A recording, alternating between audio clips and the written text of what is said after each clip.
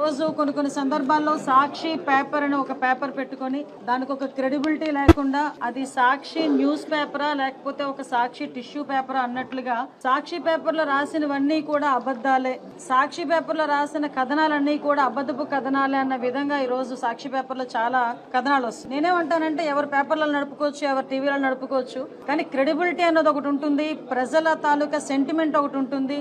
మనం ఏ కుటుంబం గురించి మాట్లాడుతున్నాము, ఎవరి గురించి మాట్లాడుతున్నాము, మనం రాసిన రాత వల్ల అవతల వాళ్ళ జీవితాలకి తర్వాత పర్యవసనాలు ఎలా ఉంటాయి, వాళ్ళు మనుగడలో ఎలా ముందుకెళ్తారన్న విషయాన్ని కూడా పరిగణలోకి తీసుకొని ఏదైనా ఒక సందర్భంలో ఒక వార్త రాయాలి. ఎక్కడైనా ఒక వార్త రాసాము అనుకుంటే అవతల వాళ్ళకి మంచి జరిగేటట్టుగా రాయాలి తప్పించి వాళ్ళని వీధిలో పెట్టేటట్టుగా రాసే పరిస్థితి రాకూడదు. రీసెంట్ గా నిన్న మనకి చూస్తే ప్రైవేట్ స్కూల్ బాలికపై అర్ధరాత్రి లైంగిక దాడి అని ఏలూరులో జరిగిన ఒక సంఘటన గురించి సాక్షి పేపర్ లో 4/11/2025 మంగళవారం ఈ స్టేట్మెంట్ వచ్చింది. అంటే ప్రైవేట్ స్కూల్ బాలికపై అర్ధరాత్రి లైంగిక దాడి, బలవంతంగా మద్యం తాగించి మరీ కిరాతకం, ఏలూరులో దారుణం, ఓ వీధిలో అపస్మారక స్థితిలో పడి ఉన్న బాలిక, స్థానికుల సమాచారంతో జీజీహెచ్ కు తరలించారు.